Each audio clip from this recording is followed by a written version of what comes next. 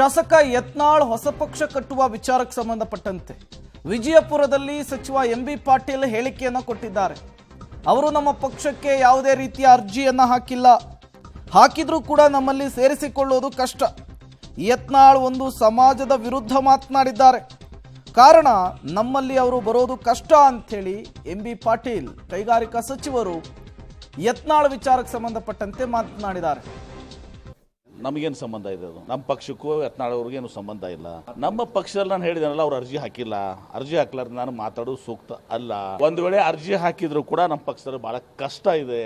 ಯಾಕಂದ್ರೆ ಅವರು ಒಂದು ಸಮುದಾಯವನ್ನ, ಒಂದು ಧರ್ಮದ ಜನರನ್ನ ಬೇಕಾಬಿಟ್ಟಿ ಇವತ್ತು ದಿವಸ ಅಪಮಾನ ಮಾಡಿದ್ದಾರೆ, ಅಸಹ್ಯ ಮಾಡಿದ್ದಾರೆ, ಕೀಳಾಗಿ ಮಾತಾಡಿದ್ದಾರೆ. ಹೀಗಾಗಿ ನಮ್ಮ ಪಕ್ಷದಲ್ಲಿ ಅವರು ಅರ್ಜಿ ಹಾಕಿಲ್ಲ. ಹಾಕಿದ್ರು ಕೂಡ ಬಹಳ ಕಷ್ಟ ಇದೆ. ಅದು ಹೈಕಮಾಂಡ್ ಕೆಪಿಸಿಸಿ ಅದಾಗಿನೂ ಕೂಡ ಕೆಪಿಸಿಸಿ ಅಧ್ಯಕ್ಷರು, ಮುಖ್ಯಮಂತ್ರಿಗಳು, ಕಾಂಗ್ರೆಸ್ ಹೈಕಮಾಂಡ್ ನಿರ್ಧಾರ ಮಾಡಬೇಕಾಗ್ತದೆ. ಆದ್ರೆ ಈಗ ಅಪ್ರಸ್ತುತ, ಯಾಕಂದ್ರೆ ಅವ್ರು ಅರ್ಜಿನೇ ಹಾಕಿಲ್ಲ. ನಾವಾಗೆ ಅವರು ಬರ್ತಾರ ಹೋಗ್ತಾರ ಅನ್ನೋದು ಸರಿಯಾದದ್ದಲ್ಲ.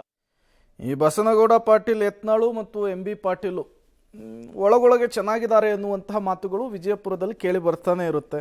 ಕಾಂಗ್ರೆಸ್ಗೆ ಏನಾದ್ರು ಬರ್ತಾರಾ ಸಾರ್ ಅಂತ ಕೇಳಿದ್ದಕ್ಕೆ ಎಂಬಿ ಪಾಟೀಲ್ ಅವರ ಉತ್ತರ ಹೀಗಾಗಿತ್ತು.